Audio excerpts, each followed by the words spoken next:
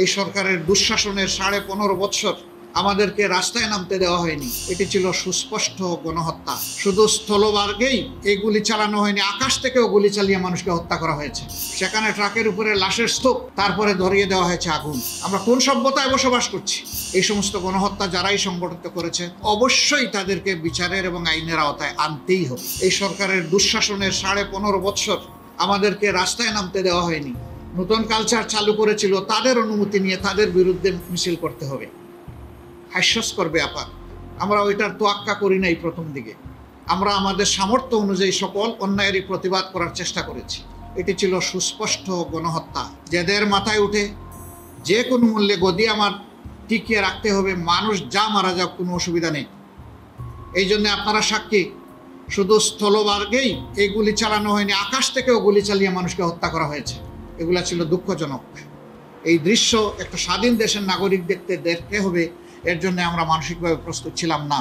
আবার বিভিন্ন সময় ইন্টারনেট সেবা টোটালি বন্ধ করে দিয়ে সেখানে যাদেরকে হত্যা করা হয়েছে তাদের লাশ গুম করা হয়েছে। সর্বশেষ আপনারা দেখেছেন আশুলিয়ার ঘটনা। সেখানে ট্রাকের উপরে লাশের স্তূপ, তারপরে ধরিয়ে দেওয়া হয়েছে আগুন।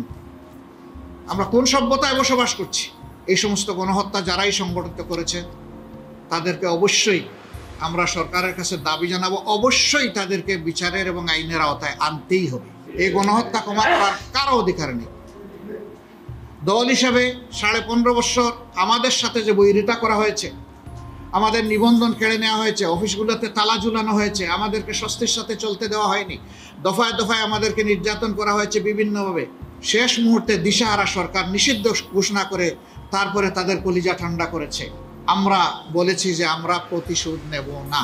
প্রতিশোধ না নেওয়ার মানে হচ্ছে আমরা আইন হাতে তুলে নেব না, কিন্তু সুনির্দিষ্ট অপরাধ যিনি করেছেন তার বিরুদ্ধে মামলাও হবে এবং তাকে সে মামলায় শাস্তিও পেতে হবে। গণহত্যার বিচার করতে হবে, আবার 15.5 বছর ধরে যে সমস্ত অপরাধ করা হয়েছে সেইটারও বিচার করতে হবে।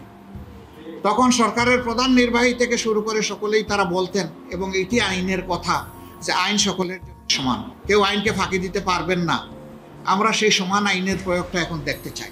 তবে এটা ঠিক, এই আইনের আশ্রয় নেওয়ার নামে একজন নিরপরাধ মানুষও যাতে হ্যারাসমেন্টের শিকার না হয় সেটাও আমাদেরকে খেয়াল রাখতে হবে। আমরা আমাদের সংগঠনের প্রতি আহ্বান জানিয়েছি যে ক্ষতিগ্রস্ত যারাই মামলা করবেন, আইনের আশ্রয় নেবেন, কোনো মানুষের উপর যাতে বেইনসাফি না হয় সেই দিকে তীক্ষ্ণভাবে দৃষ্টি রাখতে হবে। বারবার চেক করে দেখতে হবে যে কোনো নিরপরাধী মানুষের নাম আমাদের অভিযোগপত্রে আছে। যদি থাকে তা অবশ্যই বাদ দিতে হবে, তাকে রাখা যাবে না।